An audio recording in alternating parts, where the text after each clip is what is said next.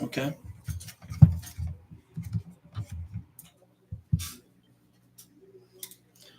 All right. We all good? Everybody good?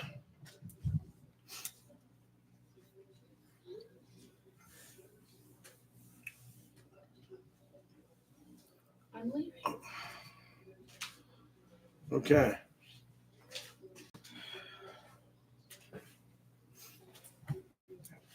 Come on, Jasper. Come on. He wants to All stay. right. We got to move my dog out of here if we can.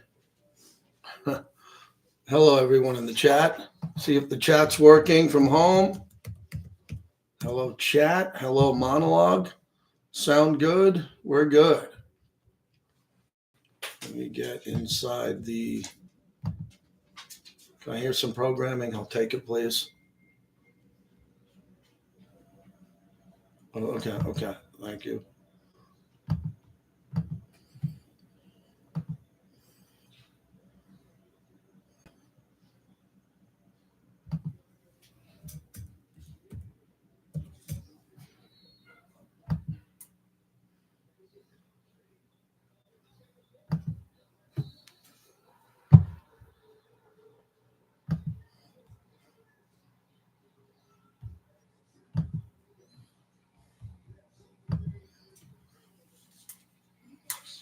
Join the conversation at 888-MAD-DOG-6. That's 888-623-3646. The sports night is just getting started, and this is Mad Dog Sports Radio. Out of the gate, JT, it's the Tuesday night monologue on Sirius XM 82 Mad Dog Sports Radio, day 2 of NFL free agency. By now, you better have went shopping. You better have some groceries, and you better get ready to cook. Some teams don't want to start cooking until the draft. I get it. There's still plenty more players you can sign. Players get cut at the end of training camp. Players get traded before the draft. There's still some work to do, but we are in the middle of the NFL free agent frenzy. The new league year starts tomorrow, and a lot of these deals are already in place. They'll put pen to paper. They'll ink these deals. A lot of these contracts will get formalized, and then teams will really know what they have left to go out there and compete in free agency. And there are some good players left. There are some good players left if you're looking for a few, but most of them have come and gone. And that's where we stand tonight as we open it up. And for these two shows this week, I'm here Monday and Tuesday. I couldn't be more happier that I landed on Monday, Tuesday this week with NFL free agency, because I got fans from New England to Seattle, from Los Angeles to Miami, everywhere over the flyovers, our friends in Houston, everybody else that's out there trying to figure out if their team did something positive. Most teams did something positive. But there are several teams that had a purge, and they actually had to purge their team. The San Francisco 49ers, I mean, this is one of the biggest roster overhauls I've ever seen. And I've been doing this almost 30 years. I have never on radio seen a Super Bowl caliber roster get purged at this level. I mean, Kansas City is losing really good players, and I think that their Super Bowl window has closed. Who said that? That would be me. JT the Brick in the third person. I think the Kansas City Super Bowl window has closed. It's kind of closed for the 49ers. I mean, no one in their right mind, when the 49ers couldn't win one of the 2 Super Bowls they were in over the last 5 years with that great, unbelievable roster, who in God's name thinks the 49ers have a chance to win the Super Bowl now, as they're losing everybody on that roster who's good? So this is where we stand. Even Philadelphia has lost 4 defensive starters. When you look at that number, that's a big number. But Howie Roseman, you got to tip your cap to him, and Jeffrey Lurie, they find a way to get it done.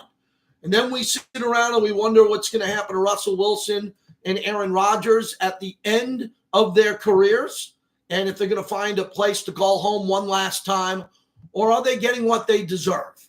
And what I mean by that is Russell Wilson, kind of an interesting guy. People, I think he's a great guy. He's done a lot of charity work. He's a Walter Payton year. And Aaron Rodgers is a 4-time MVP. That's really hard to do. We're talking about like Brady, Peyton Manning, Montana type stuff. And he has no suitors for him. And one of the cool things that I'm happy about tonight is, in my opinion, I think the quarterback market is resetting. And it's resetting for the lower. The prices are coming down, and I like that. Because you might say, I don't know where you stand on this unless you call me, but I don't think that players deserve to make more money because the calendar changes. Because we go from 1988 to 1996, I don't believe you deserve to make more money unless you're more qualified and you bring in more sales and more bonuses and sell more cars or do more tax returns. You gotta be valuable to your employer. And the problem we're seeing in both the NFL and the NBA is that players are getting more and more money the older they get because they've just been around a while. They're veterans. And that should only go to the elite players like Josh Allen, Patrick Mahomes. When those guys get raises and they go from $30 million to $40 million, now $60 million, I believe they deserve it, and I have no problem with it. But when Dak Prescott gets a raise to $60 million and is the highest paid quarterback in the NFL up into Josh Allen, I say no. Why is he getting that raise? Can anybody explain to me why he's getting a raise? And he's getting a raise because he plays for America's team and the cap goes up. We got to stop believing that when the cap goes up, quarterbacks make more money for the same amount of games and the same amount of minutes to play. They're not adding more minutes to an NFL game, everybody. We're not going from 60 minutes to 75. In the NBA, we're not going from 48 minutes to 56. James Harden and Kyrie Irving don't deserve to get more money later in their career. They don't. There's supposed to be a sliding scale in professional sports. When you're playing at an elite level, you get more. When you're playing like Joey Bosa, who's getting injured a lot, and you're going to the Buffalo Bills, you get less. And I think the quarterback market's going to be very interesting to me because depending on what Geno Smith gets in Las Vegas, we're seeing what Sam Darnold's getting in Seattle, which I think is less. I predicted he'd get more. I thought Sam Darnold proved that he could be a $45 million guy. If Dak's getting 60, if Dak Prescott's getting 60, and he wasn't an MVP candidate last year, how's Sam Darnold not getting 40? Baker Mayfield did a $30 million deal. How much more is he going to get now? So I think with Daniel Jones, who got $40 million, now he signs with Indianapolis for much less.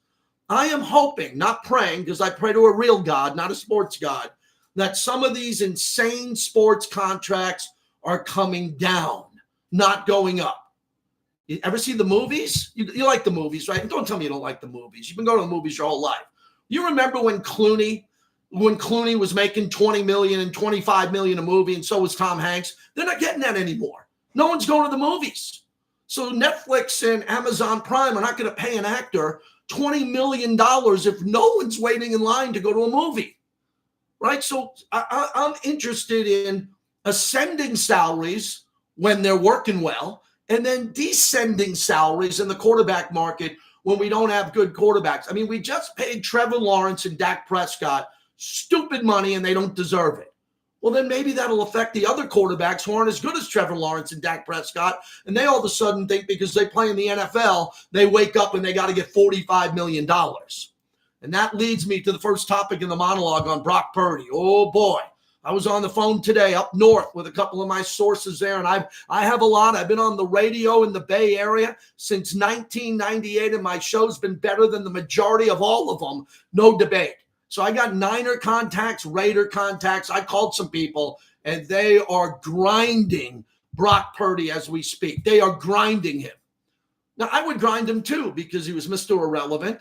He was a 7th-round pick. He played on an elite team, and that elite team is no longer elite and probably going back to the Super Bowl.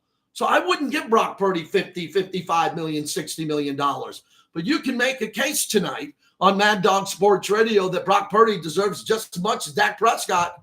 Look at he deserves just as much as Trevor Lawrence in tiny, sleepy Jacksonville, where I just got back from.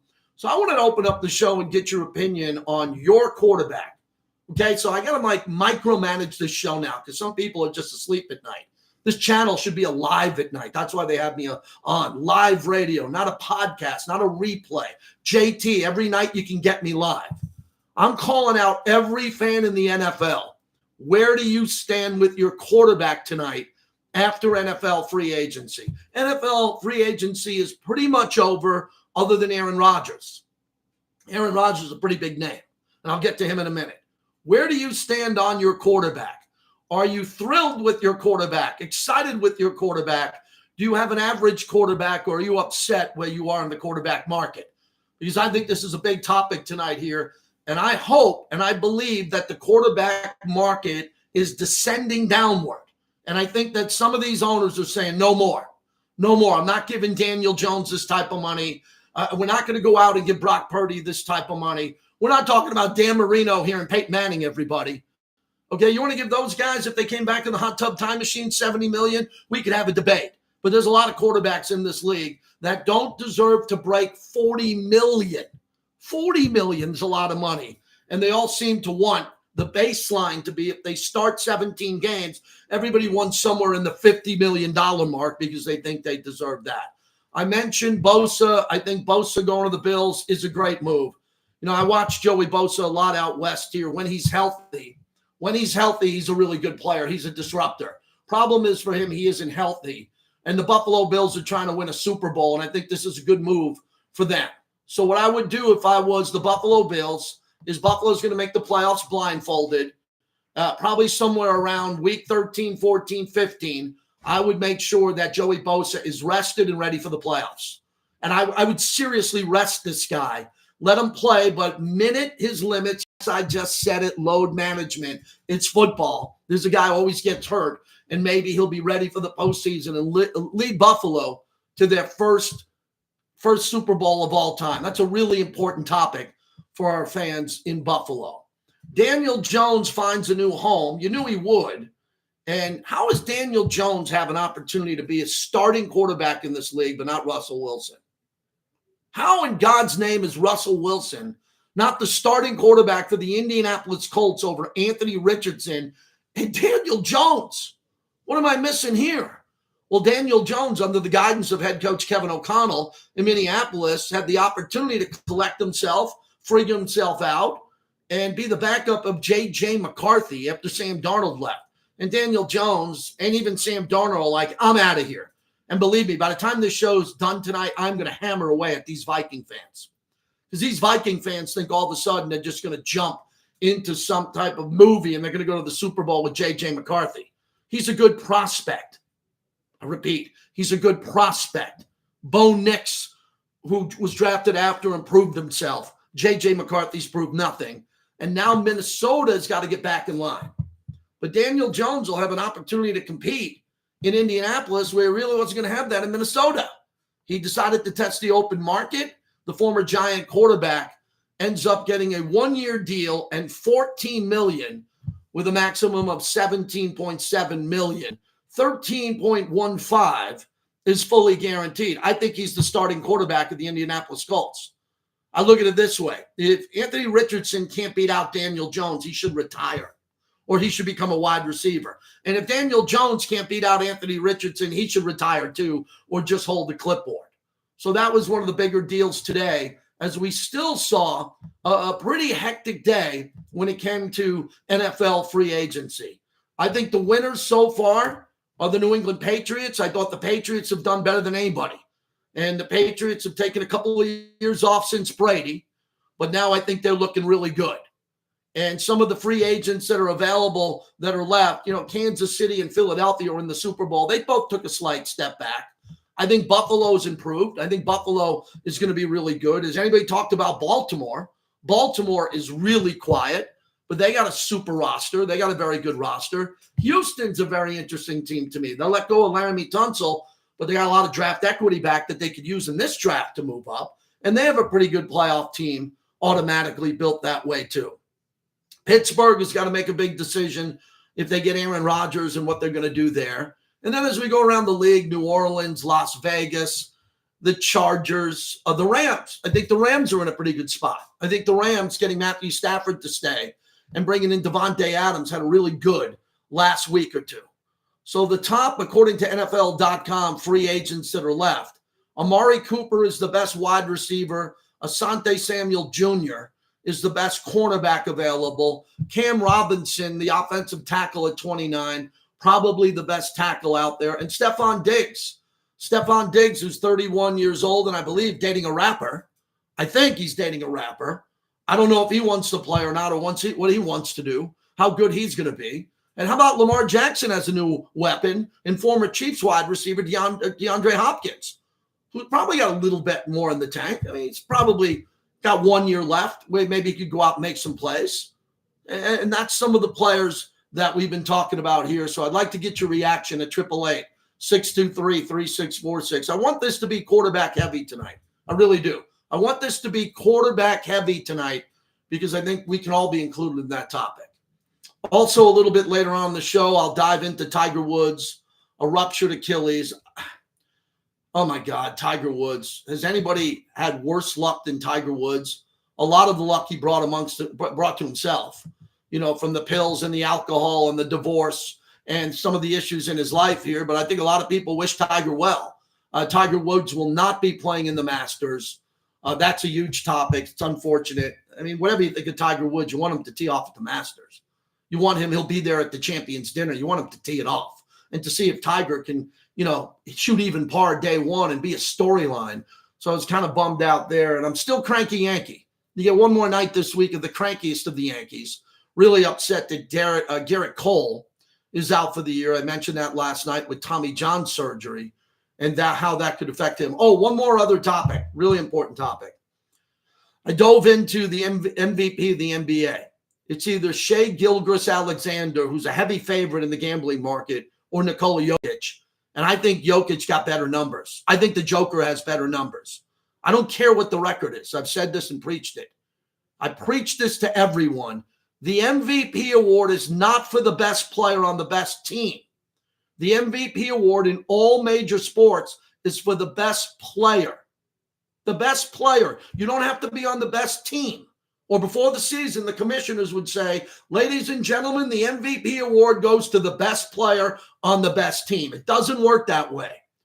And Joker has a chance to widely distinguish himself over Shaquille O'Neal, Hakeem Olajuwon, some of the greatest centers of all time if he wins this upcoming MVP. So it's a really big topic here. I don't have a dog in the fight. I like both players there. But that's something I'm going to dive into a little bit later on in the show. So free agent frenzy is here. And I got a kind of a wide open show tonight. So we'll get everybody up and rolling. And I'm excited. I'm excited to talk to everybody here tonight and get your opinion on your free agency and how you're feeling at this point in time. Let's start off with Mike in Staten, Italy, right in the heart of Manhattan on the Jets free agency. Man, I don't know how to keep up with the Jets, Mikey. They lose a lot of players, but they bring in Justin Fields. How's that playing out on Boomer and Gio?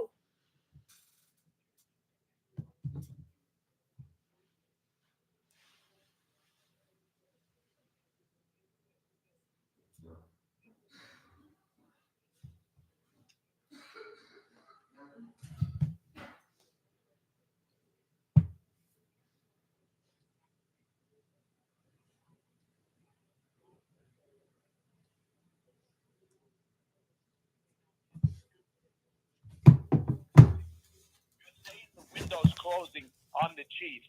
They still have one of the best quarterbacks, one of the best coaches, and one of the best defensive linemen.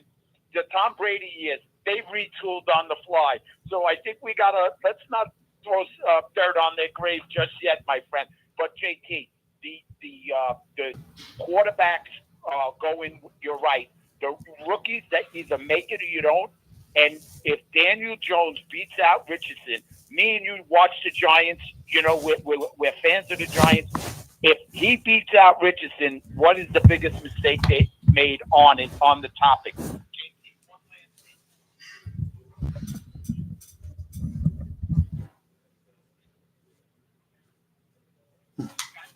There's a couple of Lance Lynn. You think there's anything left with him?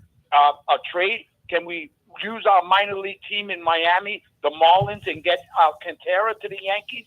Can we do that? Or JT, let's get wild. In 2 years, Paul Skeens from Pittsburgh has the Yankees written all over him. Can we go there? Yeah, Mikey, no, we can't get Paul Skeens right now. That would put Pittsburgh out of business. Pittsburgh would have to contract and fold. If the Pittsburgh Pirates gave the Yankees Paul Skeens, they would have to go out of business and officially contract from the league.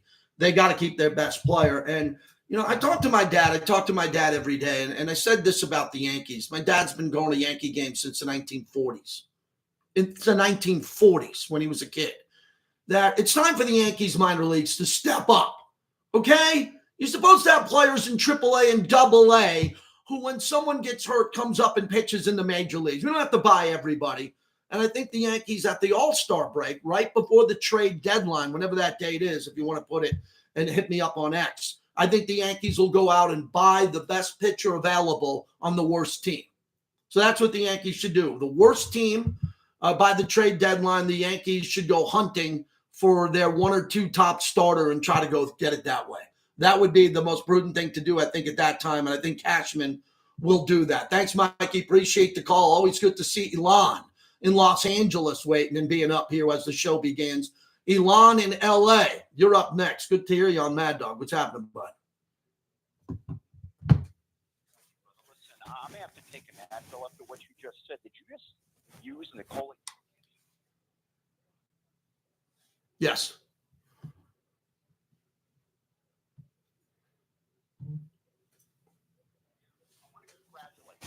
Positive, then I'll be negative at the end. The Raiders are having the best free agency.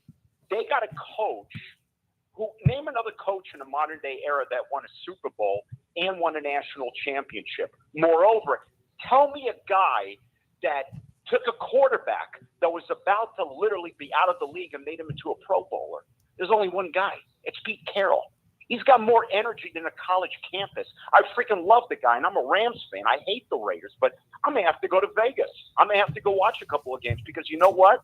They got Geno Smith, they re-signed Max Crosby, and they got Pete Carroll. That's incredible. Now, quick thing on my Rams. Hey, I'm really bummed out. Obviously happy about everything. I'm happy about Puka Nacua giving up his jersey number for Devontae Adams. God willing, everything will be great. But we need a secondary.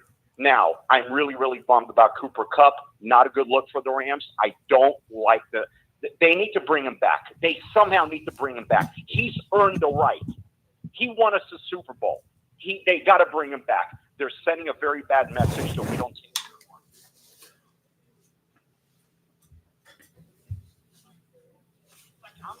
I'm like the defender of Los Angeles on this show. I always have to call and defend my Dodgers. People dumping on my city from the East Coast. Stop getting mad at my team for being great. Stop telling my team that we're gaming the system.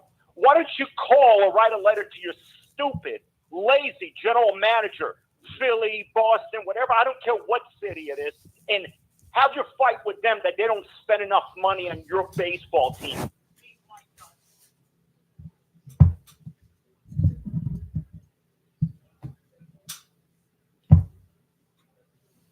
Yeah. Thanks, Alon. Yeah, probably not going to happen now. And remember, your Dodgers are doing some tricky stuff with these deferred contracts, paying Ohtani $2 million a year and deferring money to when he's 60 years old living on the beach in Japan. I don't buy into that garbage. Whatever you agree to terms, this Bobby Bonilla crap's got to end with the Dodgers. Well, we'll sign a bunch of guys and we won't pay them and we'll defer money down the road. How many more advantages do you want to give the Dodgers? Give me a break on that. 888 Mad Dog 6. Wow, we're off to a good start. Screaming they will come. I'm ready to roll. It's NFL free agency night 2. I got the full recap for you as we open up the gates right here. This is Mad Dog Sports Radio. Nice job. Nice job. Be right back. All right, chat. Chat, what do you say? Having 50 at night's pretty good, right? It's pretty good. We can get 50 to maybe 100 to 200 at night. I would really like that. I'll keep this going for 5 minutes. Totally focused on the chat here. Anything you want to say, let it fire. Please hammer the like button. Please subscribe for free. You're all subscribed. I appreciate that. JT, who's going to play nickel corner? Anybody can play nickel corner. Anybody on any team can play nickel corner. A nickel corner is supposed to be a backup cornerback who moves to the nickel. Nate Hobbs is a good player. He wasn't worth $50 million, in my opinion. I thought he was a good player, but I wouldn't have given him 50.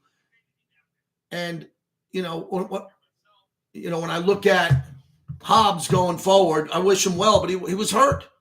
Guy was hurt. And again, this isn't a Raider show here tonight, everybody. I know a lot of Raider fans are here. I got to kind of focus this. This is national stuff we're doing here. So I'm not going to – I do plenty of Raiders during the day. Appreciate that, but always appreciate Raider Nation following me here. Always appreciate that. Stokes doesn't seem like a reliable option. Stokes is big and strong. Stokes might have a rebirth. One thing about Pete Carroll can take good to average or above average players and make them really good. That's what he gets paid to do. Whoever the Raiders decide to go for in the secondary, they're going to have a lot of depth. They're going to have a lot of competition. Competition Pete in the middle. They'll compete and have good players, I promise you.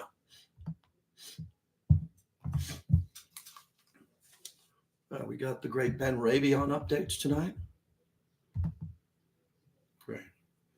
Great. I put the monologue in here on the YouTube so people can get fired up, and then we duck out at the bottom of the hour. Appreciate the YouTubers here. All right.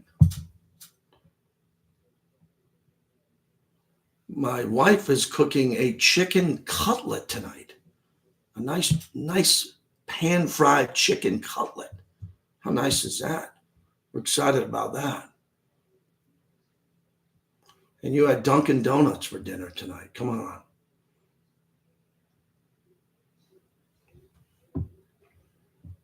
Purnell, what are you having for dinner tonight? Are you getting dinner on the train home? You had spaghetti and meatballs tonight. That is a hell of a meal. If you're working in Midtown Manhattan, I'm talking to the guys back in New York. If you're working in Midtown Manhattan, you should have some of the best Italian pickup food in the world right there. Okay.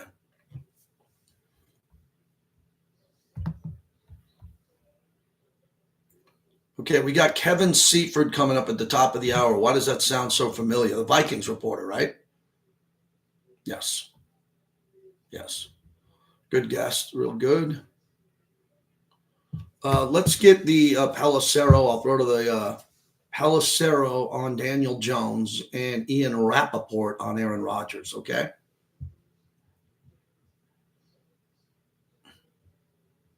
Yep. I'll take this to about 34 if you can let Ben Raby know. Wearing my Bill Walton shirt tonight.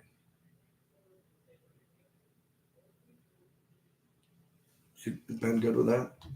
33, 34.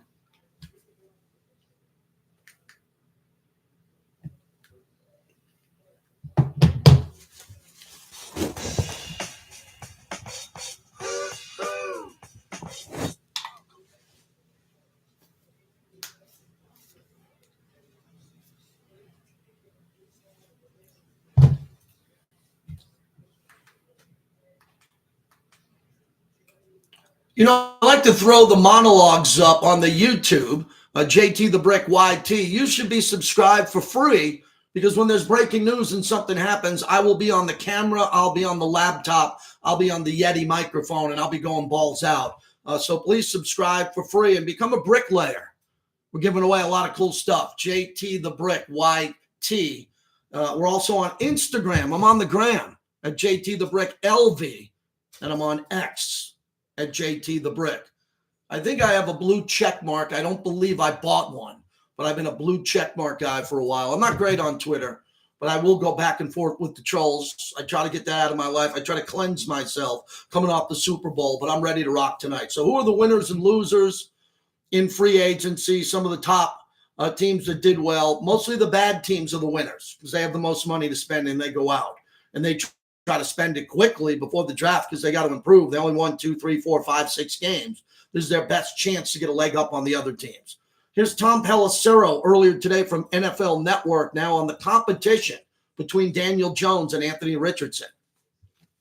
General Manager Chris Ballard said at the scouting combine they were going to bring in real competition for Anthony Richardson, the former number 4 overall pick, and then it was going to be, in Ballard's words, an open competition. So that's what Daniel Jones now enters into here, a guy who has had some success in the NFL. He won a playoff game with the Giants a couple of years ago. He is now going to be competing with a player in Richardson who has all kinds of raw talent, is still very young, but has struggled to stay on the field and perform at a consistent level. So that competition in Indianapolis, Daniel Jones versus Anthony Richardson, going to be one of the fascinating storylines that we are following all the way through training camp up to week 1 of the 2025. That's going to be a pretty big deal because I think Daniel Jones is a good practice player. Remember, I just said that. Daniel Jones is a really good practice player. He's really good when no one's flying around him, right? When the ball's coming out and there's no one allowed to tackle. He looks pretty good. And Anthony Richardson's a great athlete, but he's really struggling reading defenses and getting the ball out quickly. So they're going to battle it out there, and the Colts are going to be serious about it. They're going to go with the best player available. John's in Texas on the NFL offseason for the Raiders, right here where I'm based in Las Vegas. Go ahead.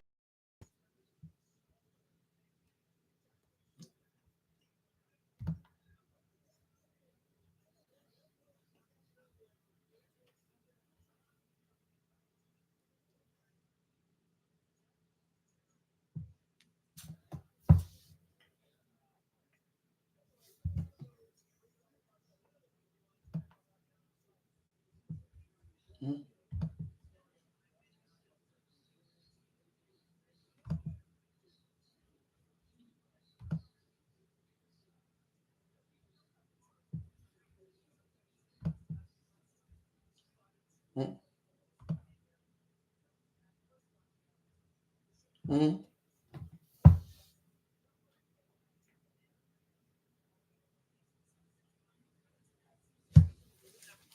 To allow the defensive backs to have a little learning curve here and catch up to speed and to be as good as who we lost.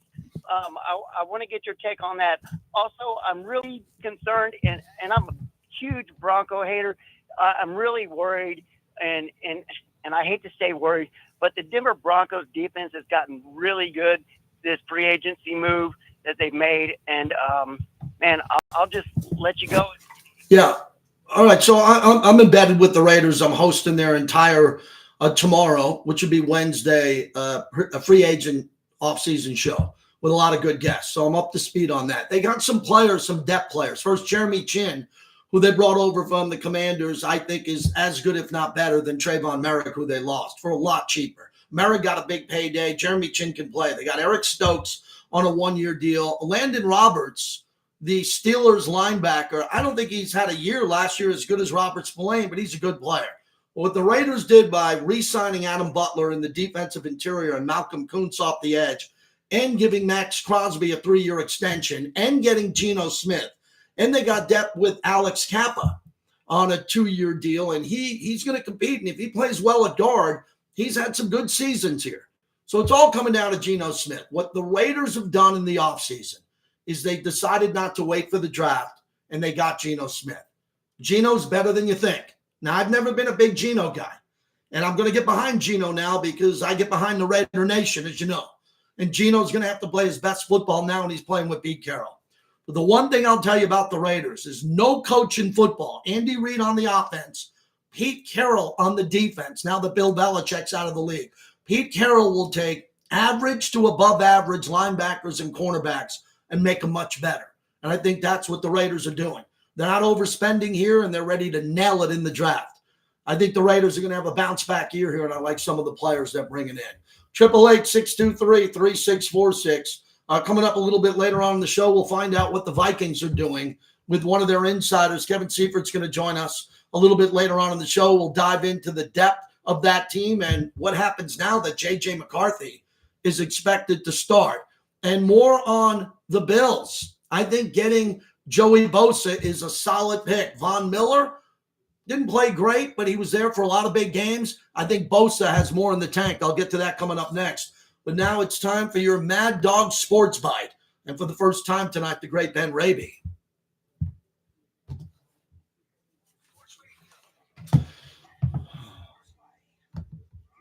Thank you, everybody. Remember, the stream at night could end up being the best thing we do. The nighttime stream. Because later on this week, I'm going to stream right around this time or maybe earlier with a glass of vino or maybe a Modelo, and we could get really after it. Thanks for listening, everybody. I appreciate you being here tonight.